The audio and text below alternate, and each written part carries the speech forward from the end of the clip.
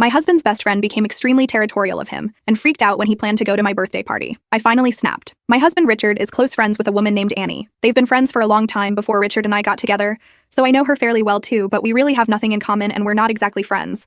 I also don't feel like befriending her because she would always tell me that if she wasn't married, she would have pursued my husband. And I won't have a fight against her because she is his best friend. And she would also mention that I am lucky she's lesbian, or my husband won't even look at me. Annie's wife very sadly and somewhat suddenly passed in early March. She's been leaning on Richard heavily for support, which I understand, but she's been at our house every single day since, and even sleeping in our guest room most nights because she doesn't want to be home alone, which would be okay, except she is getting more and more passive-aggressive towards me, and weirdly territorial of Richard. I've reminded myself that I don't think I could stand to see a happy couple for months if I lost Richard, and to be patient, it's not personal. But what broke the camel's back was last Sunday, my birthday. I got home Saturday after a morning out, and Annie was again in our house. I was making small talk when I asked Richard what time he made dinner reservations for the next day. Annie inserted herself right here and asked Richard if he was going to be out the next day, and he said yes. She started panicking and saying that he couldn't, and she wasn't ready to spend an evening alone. I was going to tell her that she could still hang out here while we gone, and she looked at me and said, "Don't you have any effing friends you can go with?" And I just blew up. I yelled, "Don't you have any other effing friends you can go bother? You are here every single day and you are not hearing anything from me, but now you are so entitled to ask why my husband is going out with me," and so on. She then started full-on crying. She called me selfish for monopolizing my husband,